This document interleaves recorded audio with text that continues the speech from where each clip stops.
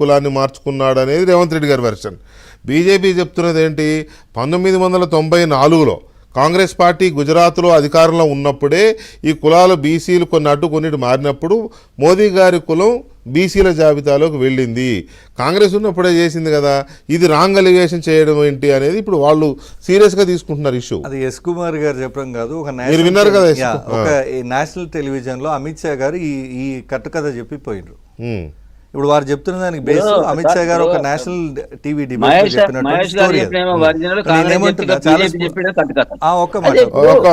కుమార్ గారు ఒక్క నిమిషం చెప్పినాక తీసుకుంటా. ఒక్క నిమిషం. మోడీ గారు బీసీ కాదు, ఆయన మనస్తత్వం బీసీ కాదు అనే విషయంలో ఎవరికైనా డిస్ప్యూట్ ఉండక్కర్లేదు. బీసీ కాదు, పుట్టుకతో బీసీ కాదు, ఇది ఓకే కదా, రెండోది ఇదే విషయాన్ని గతంలో రాహుల్ గాంధీ గారు ప్రస్తావించినప్పుడు కూడా దాన్ని రిటాయిలేట్ చేసే క్రమంలో, అంటే ప్రతిఘటించే క్రమంలో అమిత్ షా గారు చెప్పినటువంటి స్టేట్మెంట్, ఇప్పుడు ఎస్ కుమార్ గారు చదివినటువంటి స్టేట్మెంట్ మీరు గూగుల్ చేసిన హిందూ పేపర్ ఏదో పబ్లిష్ చేసింది అమిత్ షా గారి స్టేట్మెంట్, అదొకటే కనబడుతుంది. ఇంకోటి English paper. So Modi friendly media ఎక్కడ కూడా దాని వారి కాస్ట్కు నేను ఇంకొక మాట కూడా చెప్తా, ఎందుకో మోడీ గారిది కాస్ట్ మొదటి నుంచి కాంట్రవర్సీయే, ఎడ్యుకేషన్ కూడా మొదటి నుంచి కాంట్రవర్సీ, దొరకలేదని అనేది ఇష్యూ కూడా సుమతి ఇరానీ గారిది ఇద్దరిది ఇష్యూ అయింది. ఇష్యూ సర్టిఫికేట్ లేవు, అడిగితే ప్రధానమంత్రి క్వాలిఫికేషన్ తెలుసుకోవడం అదే ప్రైవేట్ ఇన్ఫర్మేషన్ అవుతుందండి. మామూలుగా ఆర్టీఐ అప్లై చేస్తే ఇది ప్రైవేట్ ఇన్ఫర్మేషన్ అంటారు. ఒక వ్యక్తి, ఒక దేశ ప్రధాని విద్యార్థి తెలుసుకోవడం, విద్యకున్న అర్హత తెలుసుకోవడం అది ప్రైవేట్ అవుతుందా? వాళ్ళు అట్లా మార్పులు చేసారు ఆర్టీఐ యాక్ట్. ప్రధాని వ్యక్తిగత సమాచారం అడగకూడదట, ఏది చదువుకున్న సర్టిఫికేట్ చూపించమంటే. ఇదొక అంశం. క్యాస్ట్ ఒక అంశం. పుట్టుకతో బీసీ కాదు, మధ్యలో బీసీగా మార్చుకున్నారు. డెఫినెట్గా మీరు అన్నట్టు 94లో చాలా వరకు మండల్ కమిషన్ వచ్చిన నేపథ్యంలో చాలా వరకు కులాలు, ఓసీలో ఉన్న కులాలు బీసీలకు కన్వర్ట్ చేస్తూ వచ్చిండ్రు.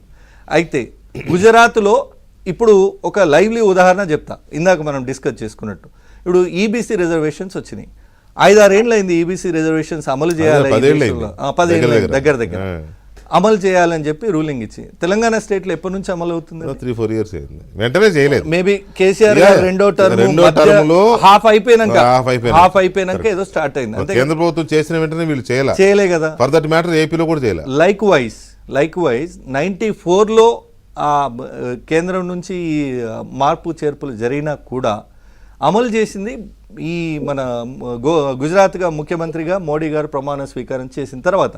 మోడీ గారు ముందు ప్రమాణ స్వీకారం చేశారు, తర్వాత ఎమ్మెల్యే అయ్యారు. బట్ సీఎంగా ఆయనకు ఆ పవర్ ఉంది, ఆయన ఇంప్లిమెంట్ చేసుకున్నాడు. సో ఇప్పుడు వచ్చిన సమస్యల్లో తెలంగాణ ప్రజలు వీళ్ళ ట్రాప్లో పడొద్దు. మోడీ ఒరిజినల్ బీసీ కాదు, ఆయన మనస్తత్వం ప్రో బీసీ కాదు, అంటే బీసీలకు అనుకూలం కాదు. ఒకవేళ అయ్యుంటే 2024లో జనాభా లెక్కలు చేపట్టేవాడు, అయ్యుంటే ఈ జనాభాలో ఏ కులం వాటా ఎంత, బీసీ కులం వాటా ఎంత అనేది తేల్చేవాడు. అది తేల్చలేదు. రేపు రాబోయే రోజుల్లో చేపట్టే జనగణనలోనైనా సవాల్ చేసిండ్రు ఈరోజు మా ముఖ్యమంత్రి గారు, కనీసం బీసీ కులగణన చేపడతారా లేదా ఆ క్లారిటీ అనేవి ఇవ్వమని. సో అదొక అంశం. రెండో అంశం బీఆర్ఎస్. దీన్ని బీఆర్ఎస్